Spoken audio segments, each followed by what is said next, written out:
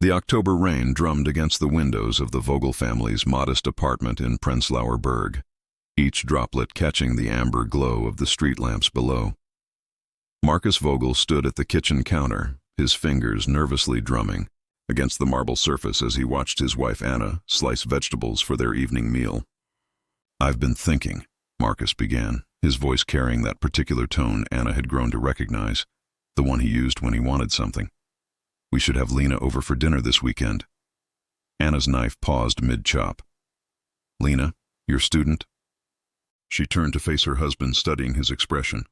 At 42, Marcus still possessed the boyish charm that had first attracted her 20 years ago, but lately something had shifted in his demeanor. "She's been struggling lately," Marcus continued, leaning against the doorframe with practiced casualness. "Her parents are going through a messy divorce, and I think she could use some stability. You know how important it is for teachers to show they care beyond the classroom." Their 16-year-old son, Eric, looked up from his phone at the dining table. "Isn't that weird, Dad? Having a student over for dinner?" Marcus's jaw tightened almost imperceptibly. "It's called mentorship, Eric. Something your generation might not understand with your faces buried in screens all day." Anna resumed chopping, the blade's rhythm echoing her racing thoughts. In her 15 years of marriage to Marcus, she had learned to read between the lines of his requests. This felt different from his usual do-gooder impulses. "What's her family situation exactly?" Anna asked, keeping her voice neutral. "Mother's working double shifts as a nurse. Father moved out last month. Lena's practically raising her younger brother alone." Marcus moved closer, placing his hands on Anna's shoulders. "You remember what it was like when your parents divorced? How alone you felt. It was a low blow, and they both knew it. Anna's parents had separated when she was 17, leaving her to navigate her final year of gymnasium while her mother fell apart. The memory still stung, and Marcus knew exactly which buttons to push. She's a bright girl," Marcus pressed on. "Top of her literature class. I've been helping her with her university applications, and I thought maybe a proper family dinner would give her something to look forward to." Anna turned in his arms, searching his face. His green eyes held that earnest expression she'd fallen in love with. The same look he'd worn when he'd promised to love her forever, when he'd held Eric for the first time, when he'd sworn their family would always come first. "How old is she?" Anna asked. 17, almost 18. The age hung in the air between them. Anna remembered being 17, remembered the intensity of every emotion, the way the world seemed to revolve around whatever drama consumed her teenage heart. "Please, Anna," Marcus said softly. "I know it's unusual, but I think we could really make a difference in this girl's life. Isn't that what we're supposed to do? Help when we can?" Eric snorted from the table. "Since when do you care about helping?" "People, Dad?" "Eric," Anna snapped, but her son's words echoed her own growing suspicions. Marcus's face darkened. "I care about my students. I care about doing the right thing. The right thing." Anna stared at her husband, noting the slight tremor in his hands, the way he couldn't quite meet her eyes when he spoke about Lena. Every instinct screamed danger, but the part of her that still believed in their marriage, in the man she'd married, wanted to trust him. "All right," she said finally. "Saturday night." Marcus's smile was brilliant, but it didn't reach his eyes. The invitation had been extended, accepted, and now Anna found herself watching her husband with new eyes. 3 days had passed since their kitchen conversation, and Marcus had become a stranger living in her home. Tuesday evening, she woke to find his side of the bed empty. The bathroom light wasn't on. The kitchen was dark. She found him on the balcony, phone pressed to his ear, speaking in hushed tones that carried the intimacy of secrets. I know," she heard him whisper. "Saturday will be perfect. Trust me." When he noticed her watching through the glass door, he ended the call abruptly, slipping the phone into his pajama pocket with a guilty smile. "Couldn't sleep," he said, sliding the door open. "Thought some fresh air might help." "Who were you talking to at midnight, Marcus?" "The call? Oh, that was Marcus from the teachers' union. You know how he is with his late-night brainstorming sessions." The lie sat between them like a physical thing. Anna had met Marcus from the teachers' union numerous times. He was a 70-year-old man who went to bed at 9 sharp and spoke with a heavy Bavarian accent. Nothing like the soft voice she'd heard through the glass. Wednesday brought more anomalies. Marcus, who usually graded papers at the kitchen table while she cooked, had taken to locking himself in his study. When she knocked to offer him coffee, she heard the rapid clicking of keys, not the slow, methodical typing of someone grading essays, but the frantic rhythm of someone engaged in conversation. "Just updating lesson plans," he called through the door, but when she tried the handle, it was locked. Thursday's revelation came in the form of laundry. Anna had always handled the washing, a domestic routine that had become second nature over the years. But as she sorted through Marcus's shirts, she caught a scent that made her freeze, a delicate floral perfume that definitely wasn't hers. She brought the shirt to her nose, inhaling deeply. Youth. That's what the scent reminded her of. The kind of perfume a teenager might wear, sweet and trying too hard. The kind of fragrance she herself had worn at 17. "Anna?" Marcus's voice made her jump. He stood in the laundry room doorway, his expression unreadable. "What are you doing?" "Laundry," she said, holding up the shirt. "This smells like perfume." Marcus's laugh was too loud, too forced. Probably from one of the students. You know, how they cluster around the desk after class, asking questions. Half of them probably bathe in that stuff. Another lie, delivered with that same charming smile that had once made her heart skip. But now it felt rehearsed, calculated. Friday night. Anna lay awake listening to Marcus breathe beside her. His sleep seemed restless, punctuated by murmurs and movements that suggested dreams she wasn't part of. Once, she could have sworn she heard him whisper a name, not hers. The morning brought the final piece of evidence. While making breakfast, Anna noticed Marcus checking his phone obsessively, his thumbs flying across the screen with the urgency of someone deeply engaged in ongoing conversation.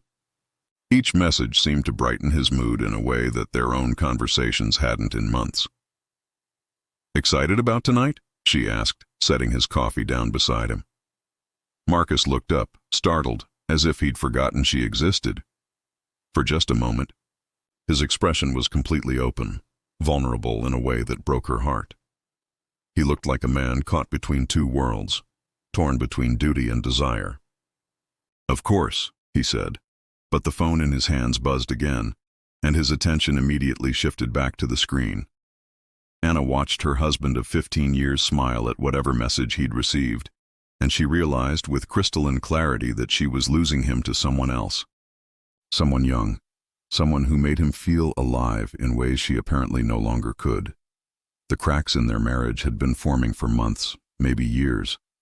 But now, watching Marcus type another response to his secret correspondent, Anna could see the fault lines spreading, threatening to shatter everything they'd built together. Tonight, she would meet the girl who was stealing her husband's heart. Lena Schmidt stared at her reflection in the cracked mirror of her bedroom, trying to see herself through Marcus's eyes.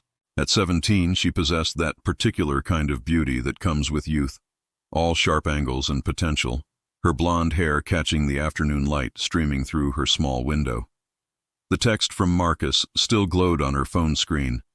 "Looking forward to tonight. You'll love Anna. She's nothing like what you think." But Lena wasn't thinking about Anna. She was thinking about the first time Marcus had looked at her differently, 3 months ago, during a parent-teacher conference that her mother had been too exhausted to attend.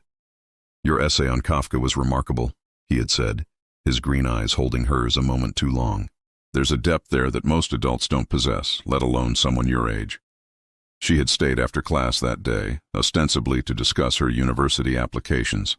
But when Marcus had moved closer to examine her work, when his hand had accidentally brushed hers as he reached for her paper, the electricity between them had been undeniable. "You're special, Lena," he had whispered. "Do you know that?" Now, standing in her bedroom 3 months later, Lena could map the progression of their relationship like a GPS tracking a journey into increasingly dangerous territory. The extra tutoring sessions that ran late into the evening. The coffee meetings at small cafes far from the school. The first time he'd kissed her, gentle and hesitant, in his empty classroom after a school board meeting. "This is wrong," she had said, even as she kissed him back. "Age is just a number," Marcus had replied. "What matters is connection, understanding. You're more mature than most women twice your age." The words had made her feel chosen, special, adult. But lying in bed afterward, she felt like exactly what she was, a 17-year-old girl who had crossed a line she couldn't uncross. Her phone buzzed with another message. "Wear something nice tonight. I want to show you off." Show her off, to his wife. The woman whose wedding photos Lena had glimpsed on his desk, whose life she was systematically destroying with every stolen kiss, every whispered promise. Lena's mother knocked on her bedroom door. "Schatz, you're going to be late for your dinner." "Coming, Mama." She pulled on the blue dress Marcus had complimented last week, the one that made her look older, more sophisticated. As she applied lipstick with trembling hands, she thought about all the things Marcus had told her about his marriage. "Anna doesn't understand me," he would say during their clandestine meetings. "We've grown apart. We're more like roommates than lovers." "Then why don't you leave her?" Lena had asked. "It's complicated. There's Eric to consider. And Anna. She's fragile. A divorce would destroy her." But Lena wasn't stupid. She could see the real reason Marcus stayed. Comfort, security, the path of least resistance. She was the excitement, the forbidden fruit. But Anna was his life. The realization should have made her angry, but instead it filled her with a desperate kind of hope. If she could just prove how perfect they were together, if she could show him how much better she understood him than his wife ever could, maybe he would choose her. Her phone rang. "Marcus, I'm nervous," she admitted without preamble. "Don't be. Just be yourself. Well, maybe not completely yourself, Lee." His laugh was forced. "You know what I mean." She knew exactly what he meant. Be charming, but not too charming. Be intelligent, but don't outshine Anna.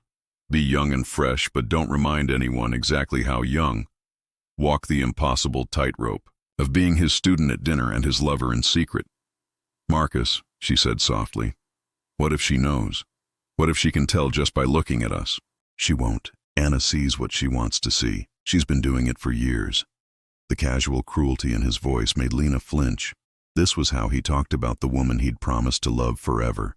How would he talk about her, she wondered, when their affair inevitably ended? "I should go," she said. "Lena, I love you." The words should have filled her with joy, but instead they felt like a weight around her neck. She had heard him practice saying them, testing how they sounded in his mouth. Nothing about their relationship felt natural anymore. Every gesture was calculated, every word weighed for its impact. "I love you too," she replied, because it was expected, because it was her role in this twisted play they were performing. As she walked through the October evening toward the Vogel family apartment, Lena tried to imagine how the night might unfold. In her fantasies, Anna would see immediately how perfect she and Marcus were together, would gracefully step aside like a character in a romantic novel. But reality, she was beginning to understand, was messier than fantasy. And tonight she would be sitting across from the woman whose marriage she was destroying, pretending to be nothing more than a struggling student in need of guidance. The weight of her deception felt heavier with every step. Anna's sister, Clara, arrived 20 minutes early, as she always did, carrying a bottle of wine and the particular brand of sisterly concern that had sustained Anna through every crisis of her adult life. "So tell me about this student," Clara said without preamble, settling into the familiar comfort of Anna's kitchen chair. At 45, Clara possessed the kind of direct, no-nonsense energy that came from raising 3 teenagers while managing a successful law practice. Anna continued arranging flowers in a vase, her movements precise and controlled. "Her name is Lena, 17, going through a difficult time at home. And Marcus thinks bringing her into your home is the solution?" The skepticism in Clara's voice mirrored Anna's own doubts, but hearing them spoken aloud made her defensive. "He's always been good with troubled students. Remember Tommy Richter? Marcus spent months helping him after his father died." Tommy Richter was a 12-year-old boy, Anna. This is a 17-year-old girl. Anna's hand stilled on the flower stems. What are you suggesting? Clara's expression softened. I'm not suggesting anything specific. When was the last time you and Marcus were truly happy? When was the last time he looked at you the way he did when you first married? The question hit like a physical blow. Anna tried to remember the last time Marcus had really seen her, not as Eric's mother or the woman who managed their household, but as the woman he'd fallen in love with. The memories felt distant, sepia-toned, like photographs from someone else's life. Marriage isn't about constant happiness, Clara. It's about commitment, partnership, building something together. Is it partnership when your partner starts keeping secrets? Anna's defensive walls crumbled slightly. He's been different lately. Distracted. Secretive. Different how? Anna found herself cataloging the changes she'd been trying to ignore. Late-night phone calls, locked doors. He's password protected his computer for the first time in our entire marriage. And yesterday I found a receipt for lunch at that expensive place downtown, Zur letzten Instanz, but he told me he ate at school. Clara leaned forward. Anna, honey, you're describing classic signs of... Don't. Anna's voice was sharp. Don't say it. Not until we know for sure. What would convince you? What would it take for you to admit that something is seriously wrong? Anna was quiet for a long moment, arranging and rearranging the same 3 flowers. He used to tell me everything. When we first got married, I would know about every difficult student, every staff room drama, every small triumph or frustration. Now I feel like I'm living with a stranger who happens to share my last name. The apartment's front door opened and Eric's voice called out, Mom, I'm home. Anna quickly wiped her eyes, not wanting her son to see her distress. Eric appeared, in the kitchen doorway, tall and lanky at 16, possessing his father's green eyes, but his mother's thoughtful disposition. Hey, Aunt Clara, he said, kissing his aunt on the cheek before turning to his mother. So this student is really coming to dinner? Dad's been weird about it all week. Weird how? Clara asked before Anna could stop her. Eric shrugged, grabbing an apple from the counter. Just intense, I guess? Like, he's been asking me a million questions about what I think about teacher-student relationships, whether I think it's appropriate for teachers to be friends with students outside school. Stuff like that. Anna's blood ran cold. He asked, You about teacher-student relationships? Yeah, yesterday in the car. It was super awkward. I told him it seemed weird to me, and he got all defensive, saying I didn't understand the complexities of education and mentorship. Eric took a bite of his apple. Why would he even ask me that unless... The silence that followed was heavy with implication. Clara stood up abruptly. Anna, I think you should cancel this dinner. I can't. She's probably already on her way. Then, I'm staying. Clara, no. If I'm wrong, if this really is just about helping a struggling student, your suspicion will make everything awkward. And if you're right, if this girl is more than just a student... Anna looked between her sister and her son, both watching her with expressions of concern and growing alarm. She thought about the perfume on Marcus's shirt, the secret phone calls, the way he'd started styling his hair differently in the mornings. Then I need to know, Anna said quietly. I need to see them together. I need to understand what I'm dealing with. Eric set down his apple, suddenly looking much older than his 16 years. Mom, are you and Dad okay? Anna forced a smile, the same smile she'd been practicing in mirrors for months. We're fine, sweetheart. Everything is fine. But as Clara hugged her goodbye, whispering, Call me the moment she leaves, Anna realized that everything was very far from fine. Tonight, she would sit across the dinner table from a 17-year-old girl, and she had the terrible suspicion that she would be looking at her replacement. The doorbell rang. They were here. The apartment felt like a stage set waiting for the curtain to rise. Anna moved through her final preparations with the mechanical precision of someone performing a role she'd rehearsed but never wanted to play.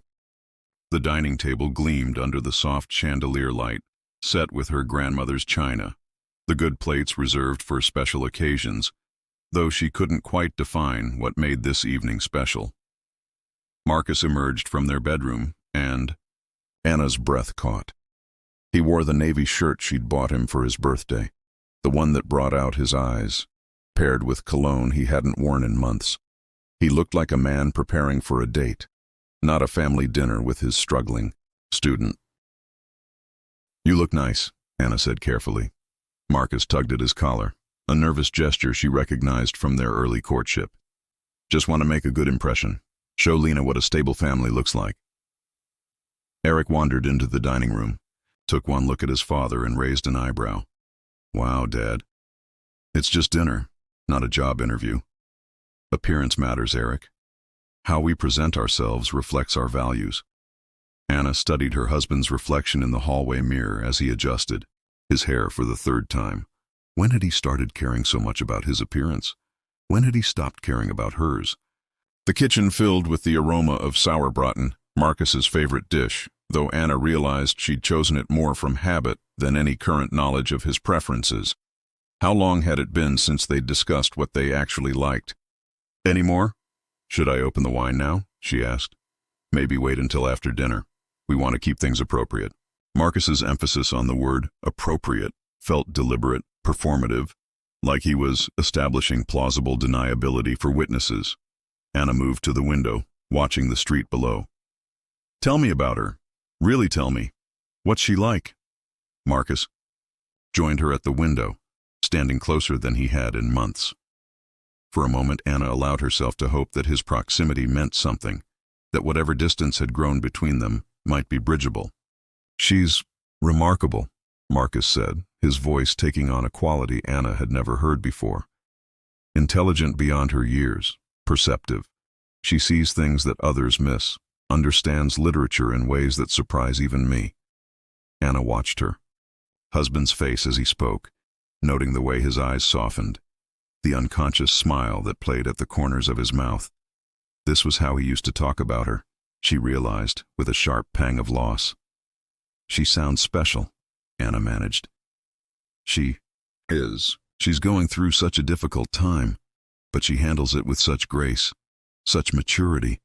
Sometimes I forget how young she actually is." The words hung in the air like an indictment. Anna turned away from the window, unable to watch her husband's face glow with affection for another woman, a girl, really, barely older than their own son. "Marcus," she said quietly, "is there something I should know about your relationship with this student?" He turned to face her, his expression shifting from dreamy contentment to sharp alertness. "What do you mean?" "I mean, you seem very invested in her well-being, more than I've seen you with other students." "Anna, she's going through a crisis. Her family is falling apart. As educators, we have a responsibility to support our students beyond the classroom." It was a perfectly reasonable answer, delivered with perfect conviction. But Anna had spent 15 years learning to read the spaces between Marcus's words, and those spaces were screaming danger. The doorbell rang. Marcus straightened his shirt one final time, ran his fingers through his hair, and took a deep breath like an actor preparing to step onto stage. "Ready?" he asked. Anna nodded, though she felt anything but ready. As Marcus headed toward the front door, she caught sight of herself in the hallway mirror. At 39, she was still attractive, still the woman Marcus had married, but standing there in her carefully chosen dress, she felt invisible, replaced before she'd even met her replacement. She heard Marcus open the door, heard his voice change to a tone she hadn't heard him use in their home in years. Warm, gentle, intimate. "Lena, you look lovely. Come in, come in." Anna arranged her face into a welcoming smile and walked toward the entryway, toward the girl who might be destroying her marriage. Her hands were trembling slightly, so she clasped them behind her back, maintaining the posture of gracious hostess even as her world tilted on its axis. "Anna," Marcus said, his hand resting on the small of a young woman's back. "I'd like you to meet Lena Schmidt." Anna found herself face to face with 17 years old and blonde and beautiful in the way that only youth can achieve. But it wasn't Lena's beauty that made Anna's heart stop. It was the way Marcus looked at her, the way his entire demeanor softened in her presence, the way he seemed to forget that anyone else existed in the room. "Mrs. Vogel," Lena said, extending her hand. "Thank you so much for having me. Your home is beautiful." Anna shook the girl's hand, noting how soft it was, how unmarked by years of work and worry. "Please call me Anna. We're so glad you could join us." But even as she spoke the words of welcome, Anna was cataloging details. The way Lena's eyes kept darting to Marcus, the subtle tension in her posture, the expensive perfume that Anna now recognized from her husband's shirts. This was no ordinary student seeking mentorship. This was a young woman in love. The first 30 minutes of dinner passed in careful choreography. Anna served the sauerbraten while Marcus poured water into glasses with shaking hands. Eric made polite conversation about school, and Lena responded with the practiced charm of someone desperate to make a good impression. The literature program. "At our school is really exceptional," Lena said, cutting her meat into precise, nervous pieces. "Mr. Vogel has opened my eyes to so many authors I never would have discovered on my own." Anna watched her husband's face light up at the praise. "Lena has a natural gift for analysis. Her essay on the nature of alienation in Kafka's work was graduate-level material." "That's wonderful," Anna replied, though something in Lena's blush made her stomach turn. The girl looked at Marcus with the kind of raw adoration that Anna recognized from her own teenage years, the way she'd looked at her first love, consuming and desperate and naive. Eric, seemingly oblivious to the undercurrents, asked, "What? Do you want to study at university?" "Literature, definitely. Maybe journalism. Mr. Vogel has been helping me with my applications." Lena's voice carried a note of intimacy when she said his name, a softness that made Anna's hands clench under the table. "I'm sure you'll get into an excellent program," Anna said. "Where are you applying?" "Several places in Berlin, but also Munich and Hamburg, though." Lena glanced at Marcus. "I'm hoping to stay local. There are so many reasons to stay in Berlin." The meaningful look that passed between them was like a slap across Anna's face. She excused herself to refill the water pitcher, standing in the kitchen with her back to the dining room, trying to steady her breathing. Through the doorway, she could hear Marcus's voice, animated in a way it hadn't been at their family dinners in months. Lena's insights into contemporary German literature are remarkable. She has this ability to see connections that most adults miss. When Anna returned to the table, she found Lena leaning forward, hanging on Marcus's every word as he discussed some literary theory that clearly bored Eric to tears. "Dad," Eric interrupted, "maybe we could talk about something other than school for 5 minutes." Marcus's jaw tightened. "Education is important, Eric. Perhaps if you showed half the intellectual curiosity that Lena demonstrates." "Marcus," Anna said sharply. The comparison was cruel and revealing. An uncomfortable silence fell over the table. Lena shifted in her seat, her composure beginning to crack under the weight of the family dynamic she'd walked into. "Your son seems very mature for his age," Lena said, clearly trying to diffuse the tension. "When I was 16, I was such a mess. Everything felt so dramatic and overwhelming." "You're not much older now," Eric pointed out, and Anna saw Lena flinch. "Age isn't always about years," Marcus said quickly. "Maturity comes from experience, from understanding, from what, exactly?" Anna interrupted, her patience finally fraying. "What kind of experiences make a 17-year-old mature enough to understand adult complexities?" The question hung in the air like a challenge. Marcus's face flushed red, and Lena looked between them with growing panic. "I just meant," Marcus stammered, "that some young people are more perceptive than others, more capable of deep connections." "Deep connections," Anna repeated slowly. "With their teachers?" "Anna, what are you implying?" But before Anna could respond, Lena's composure finally shattered.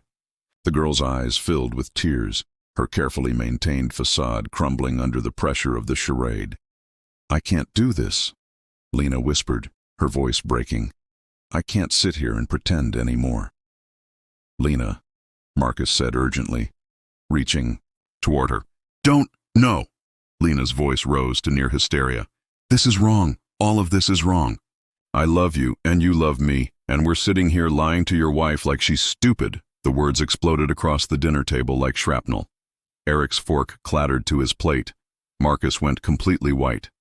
Anna felt the world tilt sideways, though some part of her had known, had been preparing for this moment, even as she'd hoped it would never come. "Lena, stop," Marcus hissed, but the girl was beyond stopping. "I'm tired of being your secret. I'm tired of pretending that what we have doesn't matter. You said you loved me. You said Anna didn't understand you. You said—" "Shut up!" Marcus roared, standing so abruptly his chair fell backward. "Just shut up." The silence that followed was deafening.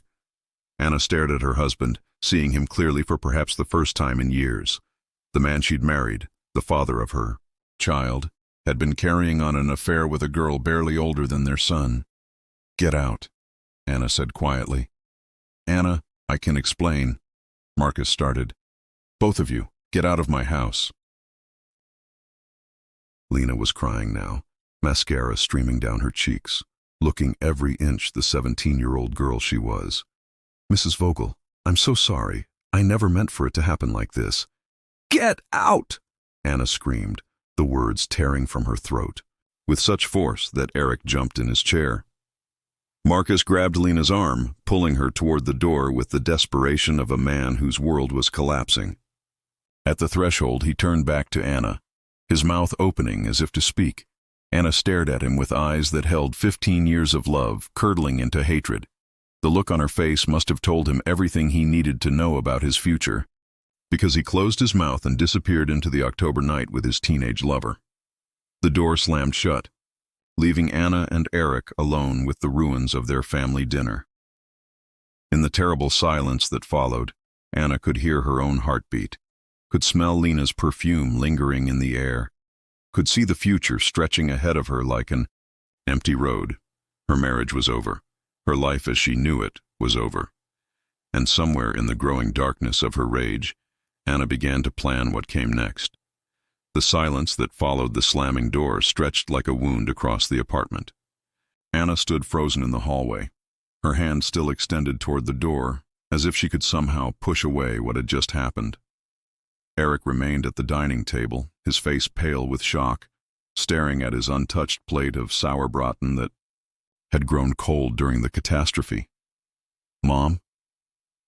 Eric's voice was small, uncertain, carrying the weight of a childhood that had just ended abruptly. Anna couldn't respond. She couldn't move. The revelation crashed over her in waves, not just the affair, but the scope of the deception. How long had they been laughing at her behind her back? How many lies had Marcus told? How many times had she kissed him goodnight while he dreamed of 17-year-old skin? The sound of a key in the lock made them both jump. Marcus stepped back into the apartment, alone now, his face a mask of desperate calculation. He'd left Lena somewhere in the October darkness and returned to attempt damage control. "Anna, please, let me explain." She turned to look at her husband, really look at him. The man standing in her doorway was a stranger wearing Marcus's face. When had his eyes become so cold? When had his mouth learned to shape lies so effortlessly? "Explain?" Anna's voice was eerily calm. "Explain which part exactly? The part where you've been sleeping with a child, or the part where you brought her into our home and made me serve her dinner?" "She's not a child, Anna. She's 17, almost 18, and it's not what you think." "It's not what I think?" Anna's composure cracked like ice under pressure. "I think you're a teacher who seduced his student. I think you're a married man who betrayed his family. I think you're a predator who used his position of authority to manipulate a vulnerable girl. Which part am I getting wrong, Marcus?" Eric stood up from the table, his chair scraping against the floor. "Dad, is it true? Are you really with her?" Marcus looked at his son, and for a moment, his mask slipped completely. Anna saw the shame there, the recognition of what he'd lost, what he'd thrown away for stolen moments with a teenager. "Eric, it's complicated. Adult relationships are complicated, and sometimes—" "Don't you dare," Anna snarled. "Don't you dare make this sound like some grand romance. You're 42 years old. She's a child. Your student. This isn't complicated. It's criminal." The age of consent in Germany is 16, Anna. What Lena and I have is legal. The clinical way he said it, the careful parsing of legal technicalities, made Anna's vision blur with rage. Legal? You think this is about what's legal? You're her teacher. You're supposed to protect her, guide her, not use her for your pathetic midlife crisis. Marcus stepped further into the apartment, closing the door behind him. You don't understand. Lena is mature beyond her years. She pursued me as much as I pursued her. This isn't some sordid affair. We have a real connection. A real connection. Anna laughed, the sound sharp and bitter. Is that what you call it when you groom a teenager? When you convince a vulnerable girl that she's special? That she's mature? That she understands you in ways your wife never could? I never groomed anyone. Lena came to me for help, yes, but what developed between us was genuine, natural. You can't manufacture feelings like that. Eric made a sound of disgust. Dad, she's my age. How can you not see how sick this is? You're both too young to understand, Marcus said, his voice taking on the patronizing tone that had once been reserved for his most difficult students. Love doesn't follow arbitrary social rules. Lena and I found something real together, something I haven't felt in years.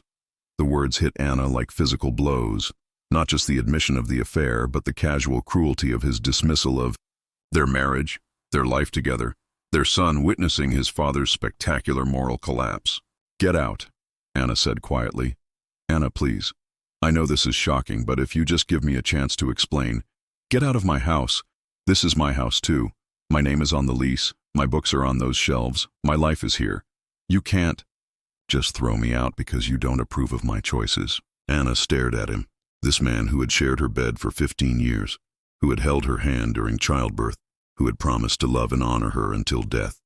The entitlement in his voice, the complete absence of remorse, the way he spoke about his affair as if it were a lifestyle choice rather than a betrayal that had destroyed everything they'd built together. Your choices, she repeated slowly. Is that what you call this? A choice? Yes, I chose to follow my heart instead of living a lie. I chose happiness over obligation.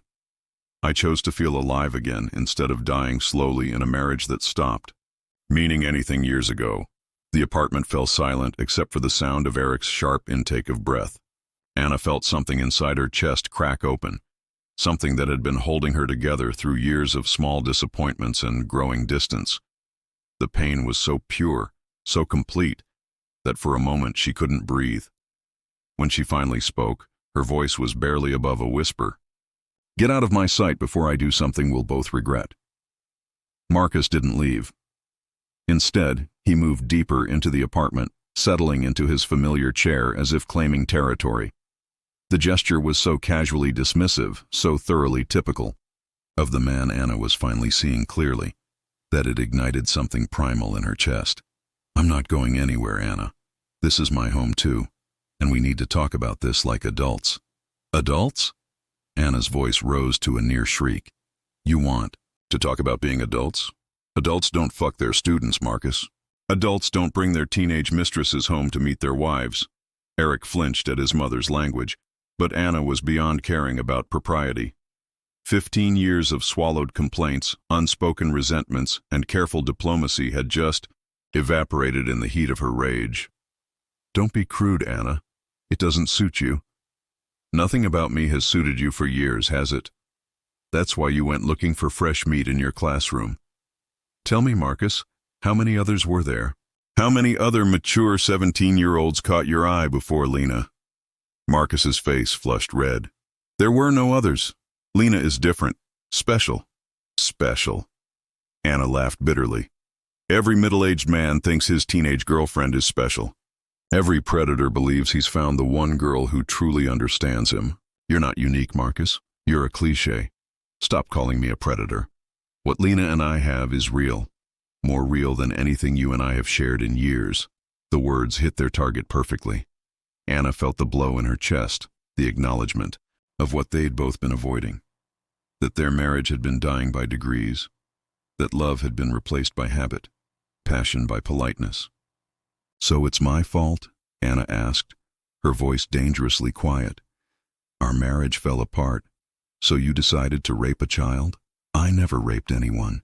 Lena wanted this as much as I did. She pursued me, Anna. She stayed after class, asked for extra help, found excuses to be alone with me. She kissed me first. She's 17, Anna screamed. She doesn't know what she wants. She's a child playing with adult emotions, and you should have been the adult who said no.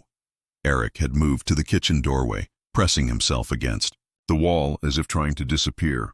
His parents' marriage was disintegrating in real time, each word a hammer blow against the foundation of his world. I tried to say no, Marcus said, his voice taking on a wheedling quality that made Anna's skin crawl.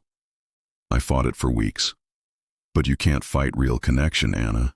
You can't deny genuine feeling. Genuine feeling? You mean your dick getting hard for jailbait? Anna. Marcus looked genuinely shocked by her crudeness, as if she'd violated some unspoken rule of civilized discourse. What? Too honest for you? Too real? You can fuck a teenager, but you can't handle your wife using the word dick. This isn't like you. You're better than this kind of vulgarity. Anna stared at her husband, this man who had just confessed to having an affair with his student and was now tone-policing her reaction to his betrayal. The disconnect was so profound it made her dizzy. You don't know what I'm like, Marcus. You stopped paying attention to who I am years ago. I became furniture to you, useful, reliable, ignorable furniture. So when tight teenage ass presented itself, of course you took it. Why wouldn't you? I was just the wife. Just the mother of your child. Just the woman who gave you the best years of her life. That's not fair. You stopped trying too, Anna. When was the last time you initiated sex? When was the last time you showed interest in my work, my thoughts, my dreams? You checked out of this marriage years ago. I checked out. Anna's voice reached a pitch that made Eric cover his ears. I checked out? I've been here, Marcus. Every day, every night, taking care of our son, managing our household, supporting your career while mine withered away to nothing. I've been right here, invisible and ignored, while you lived your fantasy life. You chose to give up your career. No one forced you to become a housewife. The casual dismissal of her sacrifices, the way he reduced 15 years of partnership to her choosing to be a housewife, snapped something fundamental in Anna's psyche. I gave up my career for us, for this family. I had opportunities, Marcus. I had dreams too. But someone had to be the responsible one. Someone had to put family first, and it sure as hell wasn't going to be you. So now I'm supposed to feel guilty for your choices? Anna looked at this man, truly looked at him, and realized she was staring at a stranger. When had he become so selfish? When had he stopped caring about anyone but himself? You're supposed to feel guilty for destroying our family for a teenager's pussy, you sick fuck. The words hung in the air like poison gas. Marcus went completely white. Eric made a strangled sound of horror, and Anna realized she had just crossed a line she couldn't uncross. But she didn't feel sorry. She felt powerful. For the first time in years, she felt fully, completely alive. Get out, she said again, her voice now steady as stone. Get out before I kill you. After Marcus finally left, slamming the door so hard the pictures rattled on the walls, Anna stood in her living room feeling like a stranger in her own life. Eric had retreated to his bedroom, the sound of his door closing like a period at the end of their family's story. The apartment felt different now, contaminated by truth. Every surface seemed to hold evidence of her blindness. The dining table where she'd served dinner to her husband's teenage lover. The couch where Marcus had sat reading while texting his mistress. The hallway where she'd kissed him goodbye each morning, never knowing where he was really going. Anna walked through the rooms like a woman surveying damage after a natural disaster. In the kitchen, Lena's lipstick stain marked the rim of a water glass, a 17-year-old's mouth that had kissed her husband. In the bedroom, Marcus's cologne still lingered in the air, the scent that had attracted a child young enough to be his daughter. She sat on the edge of their marriage bed, staring at the drawer in Marcus's nightstand. He'd bought the gun 3 years ago after a series of break-ins in their neighborhood. Anna had protested. She didn't like weapons in the house with Eric around, but Marcus had insisted it was for their protection. What if something happens when I'm not here? he'd argued. What if someone breaks in while you and Eric are sleeping? At least this way, you'd have options. The gun had lived in that drawer ever since, locked away and largely forgotten. Marcus had taken her to a shooting range twice, teaching her how to load it, how to aim, how to squeeze the trigger with steady pressure. She'd been a surprisingly good shot, something that had pleased Marcus enormously. Natural talent, he'd said, kissing her cheek as she'd hit the center of the target. Remind me never to get on your bad side. Now Anna pulled open the drawer, with trembling hands. The gun sat nestled in its case like a sleeping animal, smaller than she remembered, but somehow more significant. Beside it lay the ammunition, the key to its lock, and the instruction manual Marcus had insisted she read. She lifted the weapon, surprised again by its weight. Cold metal, engineered for a single purpose. Her hands shook as she held it, muscle memory from those shooting range sessions returning unbidden. Load, aim, squeeze, simple, final. Anna's phone buzzed on the bedside table, a text from Marcus. "We need to talk, I'm coming back." The presumption in those words, that he could dictate when they talked, that he could simply return to the scene of his betrayal whenever it suited him, sent a fresh wave of rage through Anna's system.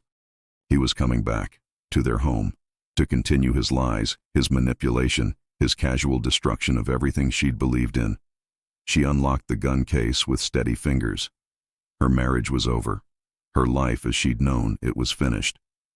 Marcus had seen to that when he'd decided a teenager's adoration was worth more than 15 years of partnership. But he couldn't just walk away clean. He couldn't destroy her world and then expect to negotiate the terms of his escape. Anna loaded the gun with the mechanical precision Marcus had taught her. 6 bullets, more than enough. The apartment door opened downstairs, his key in the lock, his footsteps on the stairs. Coming back to explain himself, to minimize his betrayal, to somehow make this her fault. Coming back because he still thought of this as his home, his territory, his to control. "Anna?" His voice carried up from the entryway. "I know you're angry, but we need to discuss this rationally. As if there were a rational response to learning your husband was sleeping with a child. As if betrayal could be discussed like a budget disagreement or a scheduling conflict." Anna stood up, the gun heavy in her hands. She could hear him moving through the apartment, probably heading for the kitchen where they'd had so many conversations over the years, where he'd lied to her face about late meetings and extra tutoring sessions, where he'd planned this dinner with his teenage girlfriend while his wife prepared the meal. "Anna, please, let's talk about this like adults." Adults. He kept using that word as if it meant something, as if he had any claim to adult behavior after what he'd done. Anna walked toward the kitchen, the gun at her side. Through the doorway, she could see Marcus standing by the counter, running his hands through his hair in frustration. He looked older in the harsh kitchen light, the weight of his choices finally showing in the lines around his eyes. When he saw her in the doorway, his face brightened with relief. "Anna, thank God, I was afraid you wouldn't." Then he saw the gun. His expression shifted from relief to confusion to dawning horror in the space of a heartbeat. "Anna, what are you doing? Put that down." "You wanted to talk," Anna said, her voice eerily calm. "So let's talk." Marcus backed against the kitchen counter, his hands raised in a gesture of surrender that would have been comical under different circumstances. The confident, manipulative man who had returned to negotiate his betrayal had disappeared, replaced by someone who finally understood that actions had consequences. "Anna, please, put the gun down. You don't want to do this, don't I?" Anna's voice was steady, detached, as if she were discussing the weather. "You destroyed my life tonight, Marcus. You humiliated me in front of my own son.